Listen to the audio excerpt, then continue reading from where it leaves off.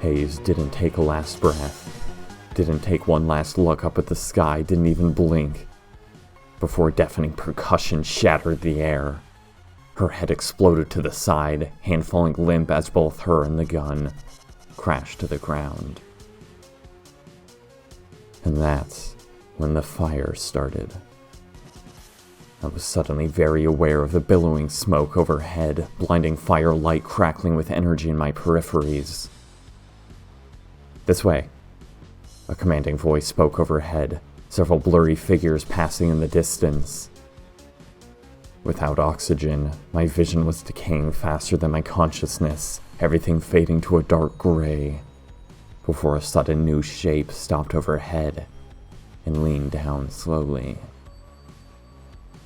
Dark, almost crimson eyes came into view, lab coat softly billowing in the wind. A bloody name tag read, Dr. Cleo Dahmer. The eyes scanned me and the other corpses up and down before hastily moving on.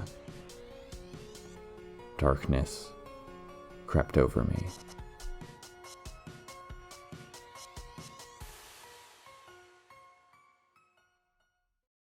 It started as a pinpoint of white, slowly expanding until it ruptured into a memory of the white room. "Hello, excuse me." A voice swam into my blurry senses, a vacant ceiling greeting me as I pried my sticky eyelids open. I let out a soft groan, feeling the warm cling of blood between my limbs and the floor. Despite the sheer quantity of gore on and around me, I didn't appear to have any immediate wounds. Instead, gray, dead eyes stared back at me, the pools of blood reflecting its face upside down, the cadaver's cold fingers extended out before me. I recoiled, unkempt golden hair spilled to the soggy ground by her stiff limbs. Then it blinked. Finally, it spoke softly in a haughty tone as if this was all an inconvenience, eyes tracking me. "Isn't money you want? I'll have you know my dad won't pay shit for me. You're an idiot if you think otherwise." What? I coughed in panic, glancing around the room. That's not... Several cameras glared in each corner, the entire room a sterile hospital white with absolutely no furnishings, save for 2 chrome tables at the far end. Fluorescent lights buzzed faintly overhead. Both the corpse and I appeared to be strapped to the floor with unreasonably heavy metal clasps around our waists. An archaic padlock dangled off each of them. Strangely enough, with my slowly returning senses, I clenched my left hand to find a metal key in it. "No?" The corpse scowled. "Fine, then I choose death." Death? I turned back to her, trying to wipe blood from my brow. What the hell are you talking about? Where are we? "Cut the cheap talk." Her words were biting and direct. "Don't think I'm an idiot. Who kidnaps the governor's daughter? Only people in need of money or perverted freaks. I refuse to have my beauty defiled by some sexual predator. If you're not after money, then I choose death." Jesus! I flinched, shaking my head. I'm not. I would never. I don't know who the hell you are. You think I kidnapped you?" Funny. The girl's eyes narrowed. "I suppose I'm meant to believe you were kidnapped alongside me, then." Yes! I was aghast. "What? I'm fucking strapped down same as you. My name is John Matthews. I have no idea what the hell is going on." I sunk further as I tried to recall anything. Do you remember how you got here?" "You're dumber than I thought if you'd think I'd fall for that," the corpse muttered, trying to move. "I'm Haze Borden. Classic stalker trick pretending you're a victim as well to earn my trust. You can fuck off." "I don't know who that is." I shook my head. "Haze? Is that name supposed to mean something to me?" It took all of my not considerable strength to bring up the key to my clasp, only to quickly find that it didn't fit. "Already tried that." Haze frowned, hands resting on her own metal clasp around her midsection. Idiot. What? Okay. I slumped, trying to turn my head to see the rest of the room. Okay, what is the point of the keys then? What the hell is the point of any of this? You really don't remember how or why you're here, 'cause I don't. A loud beep suddenly sounded overhead, a usually dark square on the far wall igniting with red light. A countdown. 5 minutes. Haze's eyes widened, my own heart seizing up. Oh, fuck. The breath escaped my lips. What does that mean? Haze was rapidly losing her mask of calm and collected. What the hell is that? I swallowed hard, finally noticing that one of my arms was bruised with some sort of mysterious mark, nearly torn in half as ghastly gray skin spread from it. It looked uncannily similar to a small head wound in Haze's skull.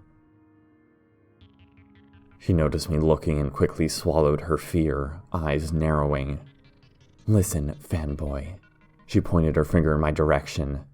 I have no intention of playing nice with you. Her finger moved to point to a massive metal bunker latch across the room. You're going to open that door, she continued. You're going to let me walk out, and I'm never going to see or hear from you again, all right? If those cameras are recording footage, an agency will be stopping by to claim those tapes in a matter of hours after my insured survival. If you do everything right, I'm going to try my best to get you a fair trial before your state execution. I nervously looked to the door, eyes finally settling back on her to see she was shaking slightly. I know this isn't exactly good news for either of us, but I uneasily started. I'm not behind this. Trust me. Doesn't matter, she hissed. Part of it or not, I don't care. You're going to get me out of here. I don't know what that timer means or where we are, but I'm not talking or doing anything until the police find me. Okay. I anxiously looked up to the clock to see that a minute had already passed. Maybe this some kind of puzzle? Maybe I just need to... Do whatever, Haze glowered, eyes scanning me. I'll be right here until somebody finds me. They're looking, you know. I'm sure they are. I nodded in assurance. Probably like a whole bunch of people. They'll find you soon. I promise. Her eyes lingered on me for several seconds before flicking away. Her hands nervously fidgeted. I know. She frowned. That's what I just said. She took a shaky breath. I carefully examined my key to see a small triangular symbol imprinted on its base. In looking back to the metal clasp, I noticed there were actually 2 small keyholes, though neither matched the symbol on my key. One was a square, the other a straight line. Sure enough, my key didn't fit either. The timer was rapidly running down. Okay, wait, I spoke, turning to Haze. I know you don't want to talk, but what's on your latch? The padlocks, I mean. There should be tiny symbols by them. The girl took several seconds to glare at me, before stealing a glance down at her body. Square, she spoke. And triangle. Square, I echoed slowly before perking up. And wait, triangle? What's on your key?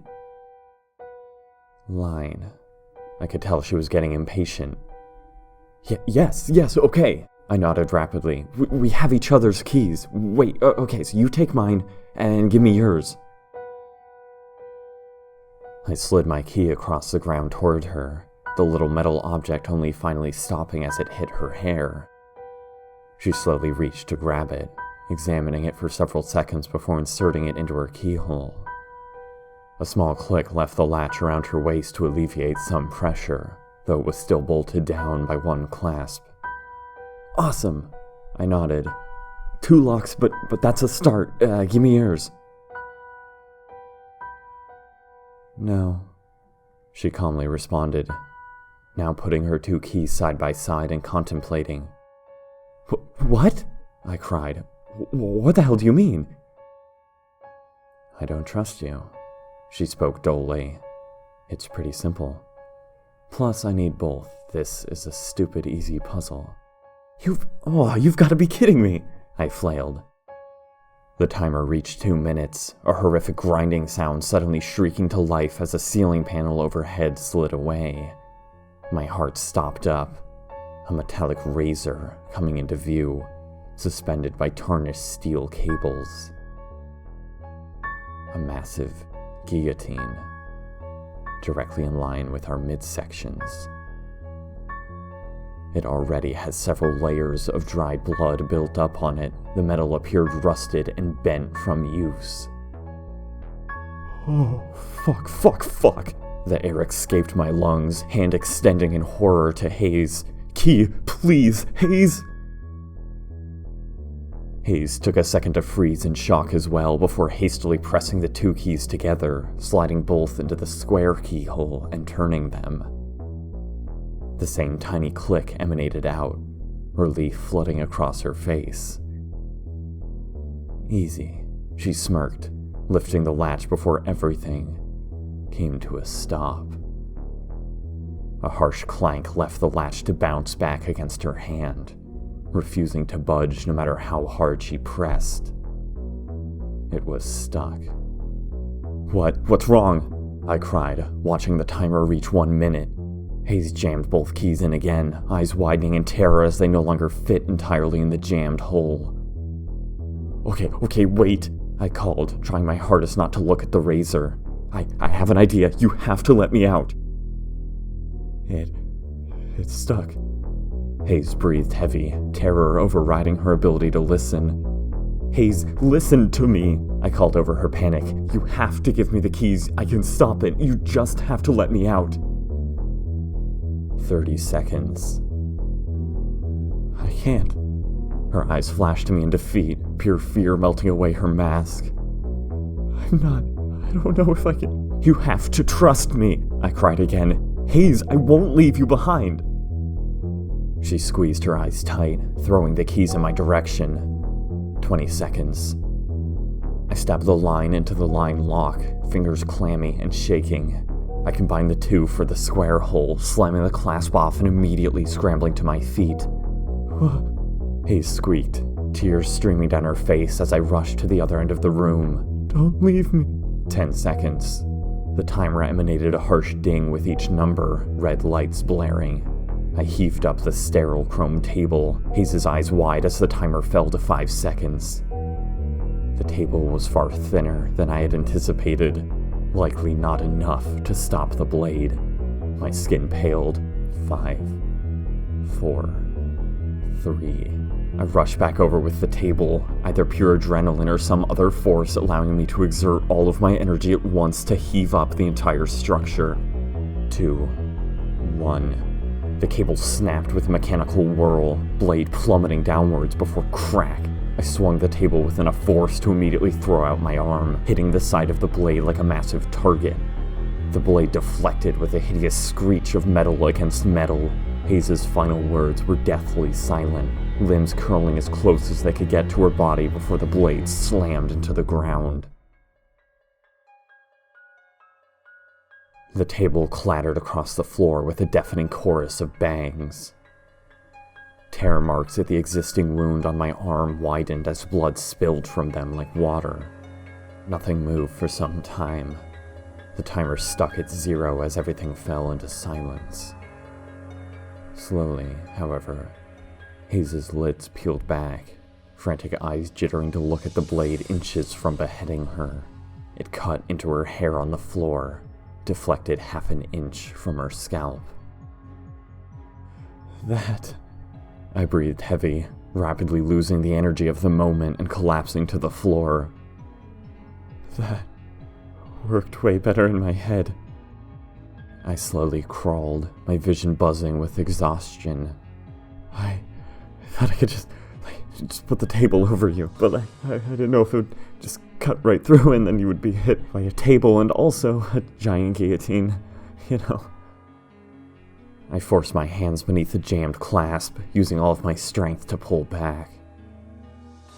It didn't budge. Sudden grinding startled me out of my skin as the guillotine shivered, cables reversing direction to begin pulling it back up. My heart rate increased again. God, fuck this so hard! I tried yet harder, teeth gnashed. I had to dodge out of the way as the blade swung back into position after clearing Haze's head. She was beginning to hyperventilate again, before we finally pulled and pushed at just the right angles, the latch slamming against the floor. Haze scrambled out, only to immediately stab her arms around me in what I first assumed was an aggressive chokehold, before I realized this was her version of a hug. Her grip was so tight my already shriveled lungs screamed for air. I quickly got the feeling she cared less about me having anything to do with her survival and far more to do with simply needing to release tension. After a time, she finally pulled back, breath shaky and eyes wet. She went to speak, but the words stopped in her throat. Tears still shimmered among her silver discs. The blade softly pulled back behind the panel, everything again going silent. I wouldn't have. Haze finally spoke softly, folding her hands around herself. I wasn't going to leave you in there, obviously. I panicked. I couldn't tell if any of this was real. I didn't mean to. Same. I was somehow still catching my breath. I'm sure they're not a giant fucking saw trap about to kill us. We both could have handled that a bit better. Silence. Well, thank you, she spoke, wincing at the words almost as if they were poison, almost as if she had never said them before. She recovered from this slowly, eyes narrowing and dropping to the ground. For not leaving me to die, I mean. She was steadily picking back up her indifferent tone. If I get out of here, I will make it up to you. Anything you want, I can make it happen. I don't think there's a need for that. I nervously laughed. I still don't know who you are, but I think I'd rather just get both of us out of here. Save the favors for yourself. Her brow furrowed. You really don't know who I am. She spoke slowly, pushing my hand away as I stood up and offered it to her. Well, Haze Borden, right? I answered carefully. That's it, just your name. Though I doubt I'll forget it now. Ever. It'd be hard to forget the girl that saved my life. Haze stopped again, the gears in her head churning. Saved your life? She finally repeated as a question, standing up fully. Well, yeah. I looked at the 2 keys in my hand, grinning awkwardly.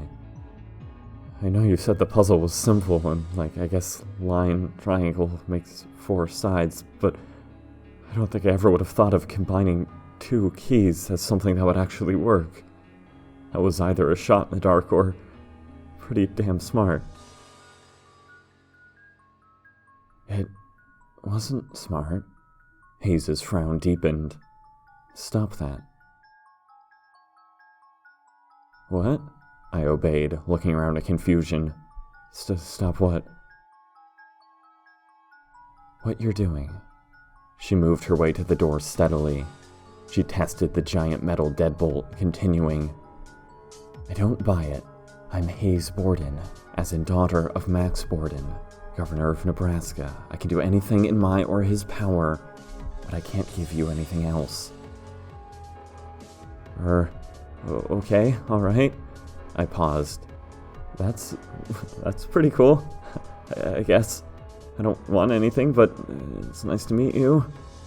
I'm still John Matthews, as in, my dad's an architect, not like a successful one, and my mom teaches middle school math. I could do everything in my power to give you a shitty math test and a model building if you wanted. The door didn't budge, Haze slowly turning around to stare at me. I don't want either of those things, she replied deadpan.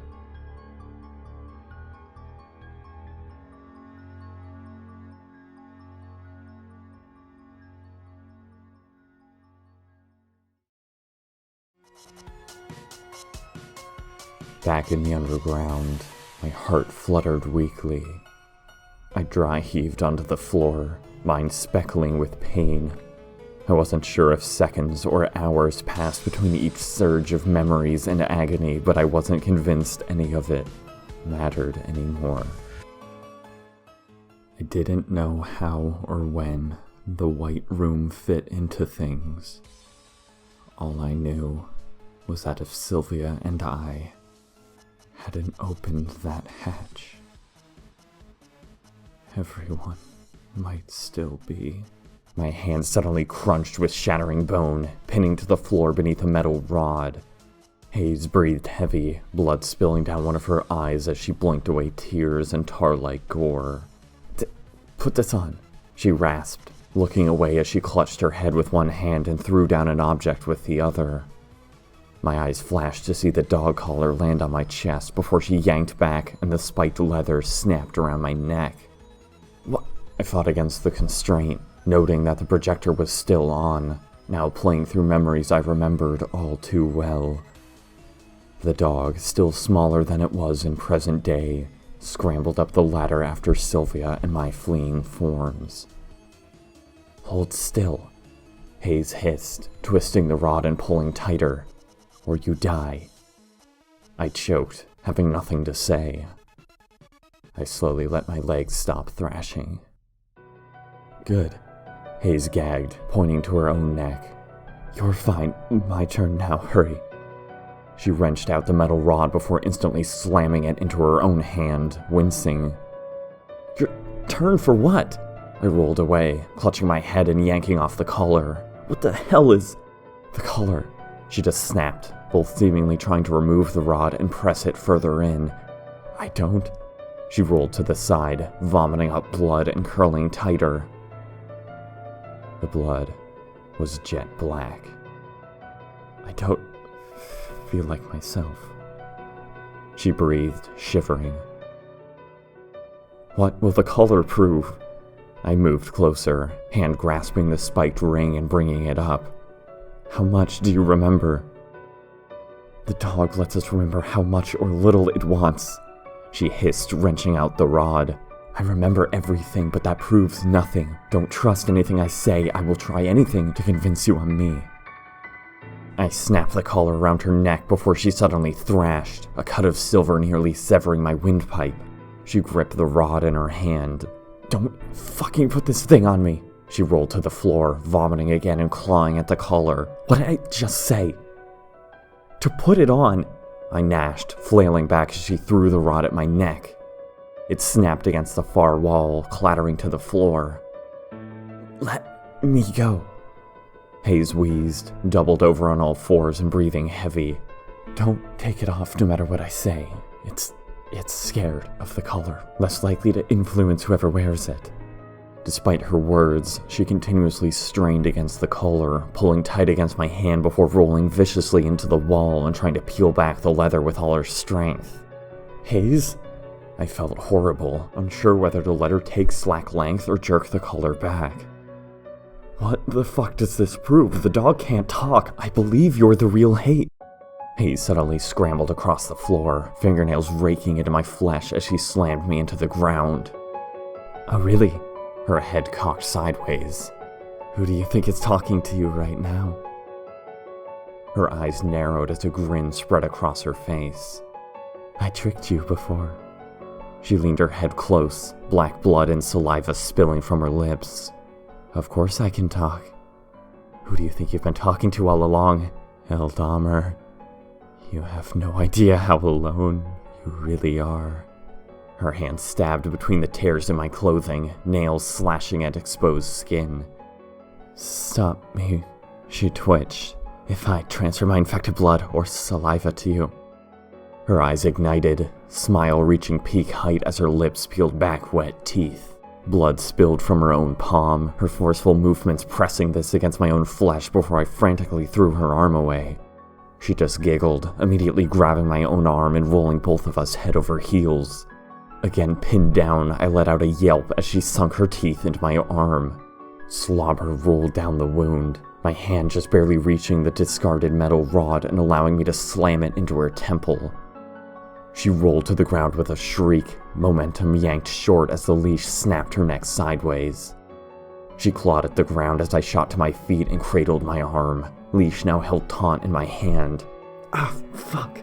I winced, watching black tendrils bubble from the wound. What the? Don't let me get that close. She clawed at the leash. Don't be a fucking idiot, John. 1 or 2 more bites and you're gone, same as me. Fine. I hissed, immediately kicking the rod across the floor the minute she wrenched it out of her head. I snatched a rusted wrench from a nearby table, holding it tightly. Fine, I continued, then stay the hell away. I'm going to try not to. She finally stopped struggling. She swallowed hard, sludgy saliva sliding down her throat to momentarily cut off her breathing. Just stop me when I do. She finally spoke between breaths. No matter how normal I seem, I know this isn't me. I gripped the wrench tighter. Then, I felt my pulse quicken. Then, what's the point of me dealing with you at all? I tie you up in the corner and leave you. Because, she swallowed again, wincing eyes looking up at me. Because I remember what we were sent here for. She slowly gripped the leash, using it to pull herself up. I remember what I was trying to achieve all this time. She nodded softly, hands still gripped around the collar. What we need the footage for. It wasn't to watch it. You and I were chosen, Elle. We have a mission to complete. And what's that? I slowly fumbled the wrench through my fingers, eyes narrowed. I assume it means leaving the safety of this room. It's not safe so long as I'm with you. She shook her head. But you just have to decide. I know what I think we need to do, and yes, I know it means leaving this room. She strained against the leash, growing agitated. But I also want to bring you outside to kill you. She swallowed hard, eyes looking to me. The dog can reach you up there. I don't know which memories are true and which are planted. I don't know if I'm trying to kill or save us.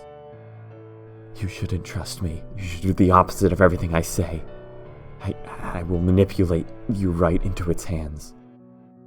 The hatch above shuddered with a thunderous snap. What do you think we need to do? I just held the leash tighter.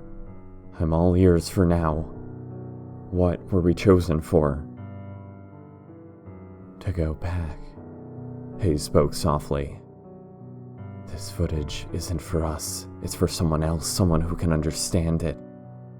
The footage contains an experiment in which the Styx Hound is injured. That data is invaluable. An experiment never reproduced. We were meant to retrieve it. Thomas set up a puzzle to keep it safe, keep it hidden. Retrieve it for who? I shook my head. Who wants it? The society, whatever that is, or Dr. Cleo Dahmer? Haze's eyes widened at this name, taking a step toward me. Yes. She nodded, searching my eyes as if to check if I was lying. You remember the doctor? No, I pressed through cloudy memories. I don't remember a face, but the name, she was there when it all ended. And she's here now, Haze replied, waiting for us at the edge of the property at the end of the road. She's been waiting for years. Only she can stop this nightmare. The room suddenly exploded with light, the hatch above clattering down the ladder. But we failed. Haze shook her head as I backed up. We failed her. We're no good under its control. If the footage is destroyed, the hound is unstoppable. Dust rained down from above as scuttling let me know many more corpses were on their way down the ladder. We haven't lost yet, then. I gripped Haze's wrist, yanking both of us toward the wall behind the cage. There's another way up. I snatched at the projector, finding the charred remains of the telephone cord extending from a notch in the drywall. I quickly located a bloody handprint streaking across the panel. I knew Thomas had another way in and out. I nodded, gripping at the panel. He needed an outside entrance as well to stay hidden all those years and disappear so freely from the footage. There must be another room back here, one that leads to the backyard. No. Haze's hand gripped mine, shaking her head as the sounds overhead suddenly stopped, the dog reversing direction. John, don't tell me anything. I am the hound. The dog was clearly rushing to cut us off now, knowing about the second entrance the minute I told Haze. Haze grated her teeth in her own flesh to avoid biting at me, blood spilling down her arm. Her other hand was clenched so tight around my own I could hear bones shifting out of place. Fuck! Okay. I scrambled, unable to tear my hand from hers, but able to wrench the panel to the ground to reveal a grimy hallway just beyond the threshold. We ran inside without hesitation, the dingy light offering no sight. Not that we had any time to look around. The outside air howled and whipped at our skin as I rolled from the hatch and practically threw Haze beside me. I barely had a second to breathe before the thundering of footsteps let me know we were already out of time. I desperately tried to grab up the projector and get to my feet before being suddenly yanked back. Haze giggled, arms wrapping around me as she snapped at my neck. Oh, God damn it! I flailed, barely able to yank the leash to hold her back. We rolled through the snow until she lay on top, nails clawing into my flesh. Her injuries mixed with mine, a trail of drool sagging from her infected smile. We don't have time for this! I threw her off, feeling hot breath race across the floor as the creature neared. Haze tried to scramble to her feet before I yanked the leash again, her skull cracking against the ground. The dog came into view around the side of the manor, snow curving around its fur as if it contained its own weather system. Nightmarish blackness cracked away at reality everywhere it moved. Panic seized my heart, my fist clenching. Haze, come on, I pleaded, again wrenching her forwards. I know you're in there. I am here. Her smile just grew, stumbling to her feet. Then come on, I begged, each tug resulting in more resistance from her. No. Her hand slowly rose to grip the leash. I'm good here. You're the one who's gone. She slowly began reeling in the leash, dragging me across the slippery ground. Her dress whipped wildly as the towering creature behind her stirred up snowflakes and dirt. God damn it! I screamed, pulling with all my strength to again topple her to the ground. Haze, don't do this to me. Everything we worked towards, what about the footage? Don't make me do this alone. Don't make me leave you. I lied. Haze laughed hysterically from the ground, broken limbs twisting to lift her up. It's all been a lie. No one wants the footage. I told you not to trust me. The dog slowly came to a stop, shifting violently like a storm that vaguely mirrored Haze's movements. its grin stretched twice as wide as hers. It continued forward at a leisurely pace, slowly slashing a claw across its neck. Haze did the same, the collar falling to the ground as the leash dropped limp in my hand. I lied, Haze repeated, unhinged laughter sickly and filled with blood. About everything. There is no Haze, never was. I am the Styx. The Styx is me. I would introduce myself, but we've been talking all along. Bullshit, I hissed. The only time you're lying is right now. I looked at the useless collar, beginning to back up as the creature drew ever nearer to Haze and myself. I looked back to the road leading away from the manor, nothing visible through the snow and fog. The sky above crawled with indistinct bands of gray and black, the dirt road littered with dead plant life and overgrown tendrils. Was there truly someone waiting for us out there? If I started running now, I might just make it to... I came back for you, even though I promised myself I wouldn't.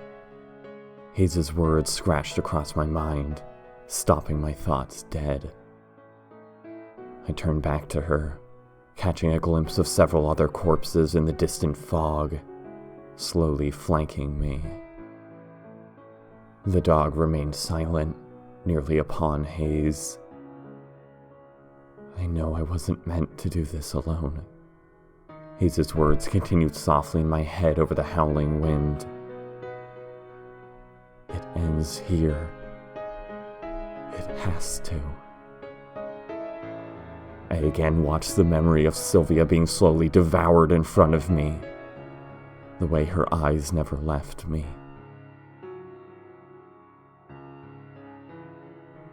My hands clenched, eyes narrowing. Haze's face turned to shock as I rushed toward her, her eyes following the leash as I tossed it off into the fog.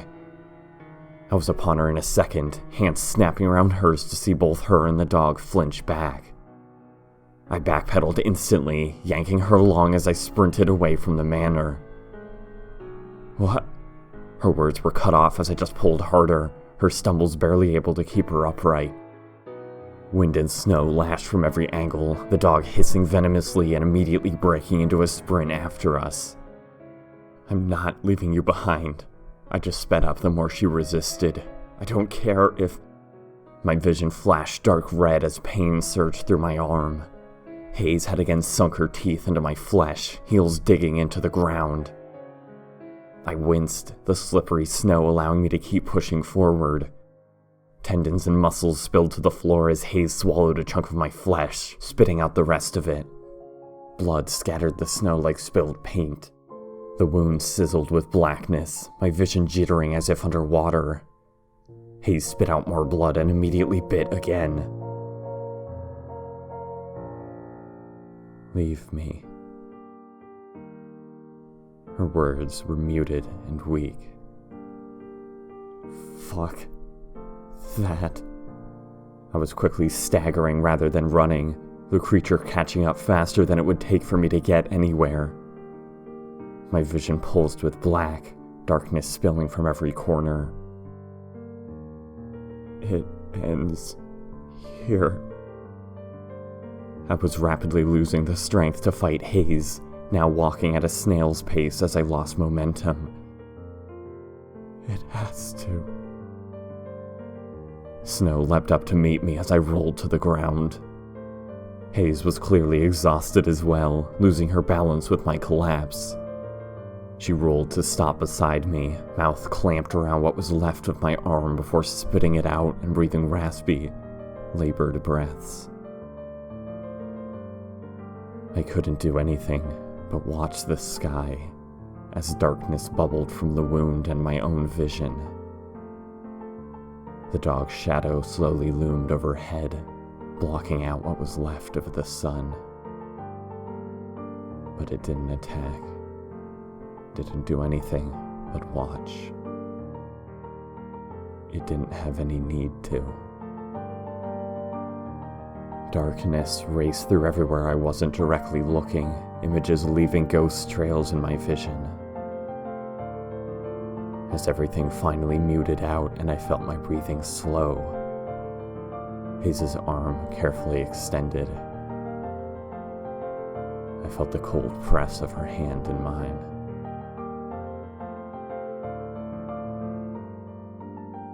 Thank you. Goodbye. Goodbye, I softly nodded.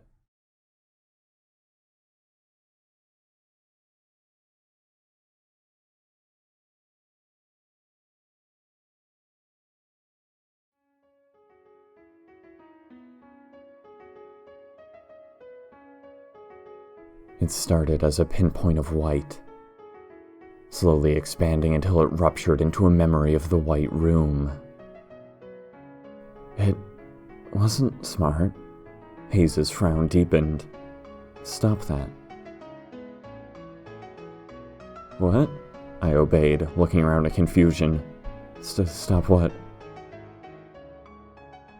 What you're doing. She moved her way to the door steadily. She tested the giant metal deadbolt, continuing. I don't buy it. I'm Haze Borden, as in daughter of Max Borden, Governor of Nebraska. I can do anything in my or his power, but I can't give you anything else. Okay, alright. I paused. That's pretty cool, I guess. I don't want anything, but it's nice to meet you. I'm still John Matthews, as in, my dad's an architect, not like a successful one, and my mom teaches middle school math. I could do everything in my power to give you a shitty math test and a model building if you wanted. The door didn't budge, Haze slowly turning around to stare at me. I don't want either of those things, she replied deadpan. Congratulations! A female voice suddenly called over the intercom, causing both Haze and I to jump. Sorry, I should have cut in sooner, but this is a first for us, you see. We didn't expect two Styx branches to interact so well together, let alone flirt so openly. Haze and I whirled to the intercom, nestled somewhere within the nest of cameras. What the fuck is going on? Haze was immediately on it, silver eyes searing into the cameras. Who are you? I demand you let me go this instant. You have no idea who you— Oh, I wish, my child. The voice replied, returning her haughty tone tenfold. Haze Borden, alcoholic PR nightmare child extraordinaire. How badly do you honestly think the world misses you? Haze flinched, fire stolen right from her eyes. Her stance slowly melted, eyes avoiding mine. Cutting right to the chase, the voice continued. You are both dead, eaten and assimilated by a parasitic anomaly we refer to as a Styx hound. My name is Dr. Cleo Dahmer, formerly from CAPSI, Center for Advanced Parasitic Containment and Implementation. You've been in her care for 2 years now. The outside world is no longer looking for you. Haze tried the door again, not having any of this. Now you two represent a very special breakthrough, Dahmer continued. The Styx hound is a hive mind, you see. Any biological life infected with blood or saliva becomes an extension of itself. More than that, however, it appears to accelerate and maintain metabolic processes indefinitely in cells within a specific sphere of influence. This influence can be quite large. That's the only reason you're able to be alive here now. But unlike the others kept alive by its influence, you are fully cognizant. The intercom crackled. If you didn't figure it out already, Dahmer started up the red LED clock again. You two went through that very same awfully fun wake-up test countless times. This is the only time you've survived. This tells us a great many things about you, but most importantly, it lets us know our testing finally worked. That you are no longer under the hound's control. You see, dogs aren't great at solving puzzles. The thing is smart, but not that smart. I again glanced to the keys in my hand. Dahmer turned off the timer. Solving something requiring that level of thought lets us know someone is in there other than a dumb mutt, something a bit more human. Dahmer continued. But there are a few other fascinating things that people do differently than Styx branches. For one, they are afraid of dying. The cover slowly lifted from the guillotine blade, illustrating her point. Your panic was either great acting or something more genuine. Dahmer got closer to the microphone in excitement. My apologies for freaking you out with that, but neither of you were in any real danger of dying. Been there, done that already, I'm afraid. On a final, lighter note, Styx branches don't work together quite as well as two people with chemistry. And they certainly don't go back to save each other. Haze's eyes flashed to me. Now, I know you're a bit concerned and not really up for exposition at the moment. Dahmer continued. So let me make this simple. We just want the black dog dead. The risk of it escaping again is too great, and the likelihood of worldwide infection makes further study of it not seem all that worth it. Thomas Matthews, whoa, shocker, your grandfather, John, more or less stole the specimen from us as a puppy when he worked on our D2 team, convinced he could use it to divulge the secrets of cell death and the gradual breakdown of our DNA. Cliché, I know. The search for eternal life. We were pissed too. He fell off the grid, supposedly convincing everyone he was dead as a doorknob. My heart froze up. The absurdity of everything being said so over the top I shouldn't have even been listening. And yet, my skin was beginning to crawl. So, imagine our surprise when this dead man calls us up one day. Dahmer laughed. A twisted, irradiated shell of a person, broken and fucked up from the shit he was working with. He wanted to off himself, but knew the dog was too dangerous to leave unattended. I suppose you could say he quite literally came crawling back to us for help. Static. We normally would have had bigger fish to fry. Dahmer grinned. But it seems the son of a bitch actually uncovered some extremely useful information we now need someone to retrieve. We need someone we know has the ability to infiltrate and eventually wake up from the Styx hive mind. A duo who have proved themselves, like you two. We can't go ourselves, of course, because when we arrived at Ebbing Matthews Manor, the hound wasn't exactly caged up nicely as Thomas said it would be. Oh no. Things were a bit more messy. My breath caught, haze in my eyes flashing to each other as the room exploded with scalding memories, image after image violently condensed down to a single point of pure white. Several more points began to drift downwards. Snowflakes. My eyes fluttered open, staring up at an inky gray sky. Another flake softly landed on my open eye. I winced, feeling someone's hand in mine. Neither Haze nor I said a word for some time. We simply stared at the sky. Finally, after a particularly dull cloud passed overhead, I sat up slowly. The dog was nowhere in sight, no corpses dotting the haunting landscape. Only the canister lay at our feet, bent and mangled.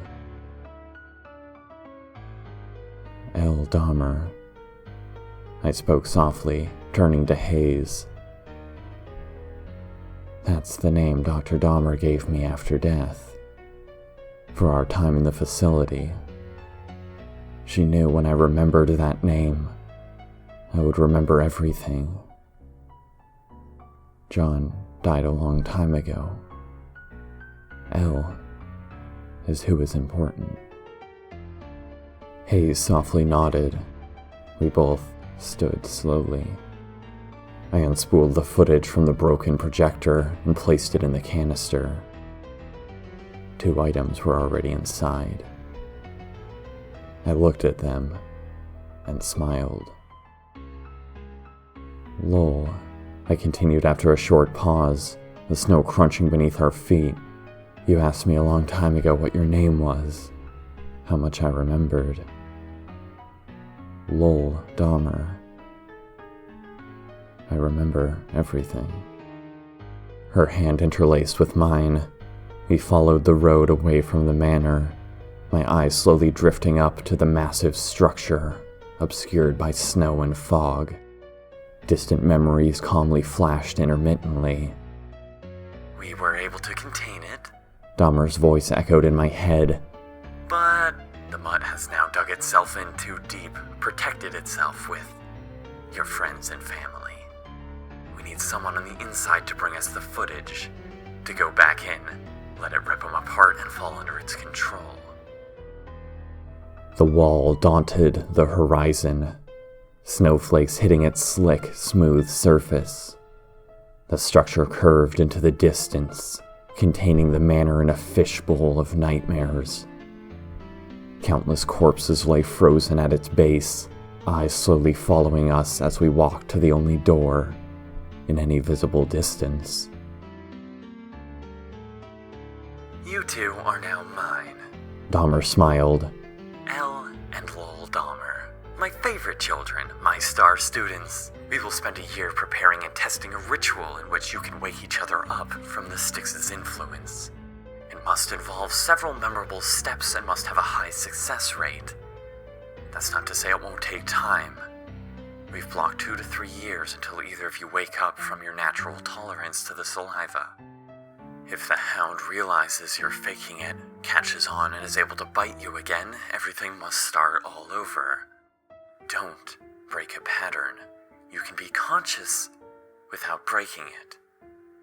Always remember that you're not actually living. You will rot in there. Lowell's finger pressed against a long, since frozen over keypad by the door. It gave a half-dead beep. "This is Lowell," she spoke dryly. "And Elle," I replied. Silence came from the other end. The day turned to night, the sun beginning to rise again, ghastly rays struggling through the foul weather and crooked mountains, before the other side of the speaker suddenly shrieked. Repeat. It spoke. "This is Lowell." Lowell's eyes hadn't blinked since the first button press. "And Elle." I cradled the footage with one arm, my other having fallen into the snow. Another hour of silence.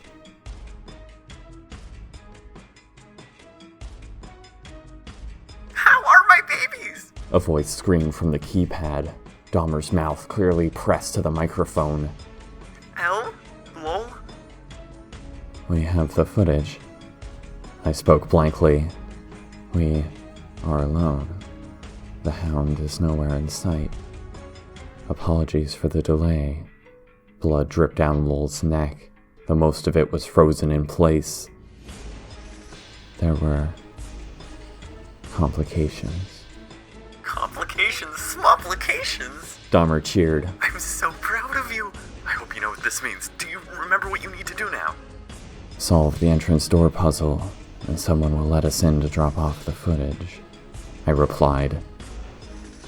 "The correct order of the digits is 12-101-1491. Lowell spoke calmly, silver eyes scanning the painted-on numbers. "We've already figured it out." Dahmer cheered enthusiastically. I'm sorry, this is just so sudden. We've had some complications at Capside recently of debatably world-ending proportions. You guys are lucky I just stopped back into town. Neither of us spoke. And that's correct. Dahmer ruffled through some papers. Gosh, I don't even remember writing this puzzle. It's a good one, though. Okay, here we go. I'm so proud of my perfect children. Be right down. The door grated with a massive churning of gears that shook off frost and cobwebs, metal slabs splitting down the middle like an aircraft hangar. My heart fluttered. Lowell's hand tightened in mine as we stepped in front of the door. "It ends here. It has to." The words drifted from somewhere ethereal. The door finally screeched to a stop, still halfway closed. A single man dressed in winter camo stood alone in the room. There were many more doors behind him, all locked. The man held a gun. Sorry, kids. Dahmer's voice crackled out of the speaker. Deep down, we all knew it had to end this way, didn't we? Neither Lowell nor I blinked. As much as I want to let you inside and see you again. Dahmer continued, 3 more men approaching from the peripheries of the room. Laser sights painted our heads. I just can't trust you to be fully yourselves. I know I promised in exchange for this I would get you out of this nightmare, that it would end here, but you understand, right? We softly nodded. I understand. Lowell took a step back. It's too risky, I replied, slowly extending my one hand to offer the canister. Dahmer finally burst through a door at the back, midway through putting on a jacket. She held a pistol as well. "Oh, all grown up!" She beamed at our haunting appearances. "Hell, that arm is always falling off. I see you just finally ditched it." Yeah, things sucked. A grin peeled across my face. So, do I just throw this footage in or what? It's a bit scratched up. "I trust you." She could hardly contain her glee, like a proud grandmother seconds away from going on a cheek-pinching rampage. "You can hand it to me, just don't get too close." "All right." I smiled, stepping forward and extending my arm through the open door. Dahmer grabbed the other end of the canister as laser sights continued to glare into my eyes. She gave me a quick pat on my head. "Of course, when we kill the sticks, you'll die as well," she cooed, ruffling my hair. "Poor babies. You're so brave. I'll hold on to your corpses in case we come across another anomaly, okay?" "Sure, Dahmer." I leaned into her pats, finally stepping back as she retracted the canister. "Good luck." My smile reached across my face, Lowell mirroring my movements as I stepped back. Foot landing on the footage, unspooled and discarded in the snow. Dahmer's gleaming eyes peered with intensity as she opened the canister, only to immediately flood with horror. The laser sights panicked, scurrying along the ground as my severed hand fell out of the otherwise empty canister, making a mad dash for the door controls. Bullets sprayed its tiny form, doing little to slow its movement before blood painted the floor. One of the men staggered back, gagging on the knife in his throat as Lowell vaulted over the partially open door. Bullets riddled her flesh, cutting her lengthwise as I calmly stepped into the room, beginning to serenely walk towards Dahmer. Her eyes exploded in terror as the hand fell back to the floor, the door churning to open fully. A howl sounded from just outside, the hound having been peacefully standing just beside the door, now walking into the light. Sylvia walked beside it, slowly stooping down to pick up a discarded assault rifle as Lowell tore out the man's windpipe, cartilage crunched beneath her teeth. Blinding light sprayed out to hole punch a man running to reinstate the door controls. Bullets ricocheted around Dahmer's terrified form as she crawled backwards, my shadow rapidly encroaching over her. "You know," I cocked my head, "I can pretend to not know how to do puzzles." Her eyes bulged as the hound pressed its way into the room, spinning in a few circles before lying down in the center and curling its tail around itself. Sylvia dropped the spent weapon to her side, the 3 armed men either partially or completely strewn around the room. Royce grinned a dumb grin, striking a pose before slapping a keycard to open the next door. He and Sylvia entered, gunfire and more screams erupting out. Lowell stopped beside me, our eyes delicately watching the life drain from Dahmer's eyes as my foot pressed her throat to the floor. You know, I think anyone would go crazy in there. Lowell spoke, softly bending down to get eye level with her. Do you have any idea what it's like to be trapped for so long? You're about to. The dog grinned, words escaping my lips.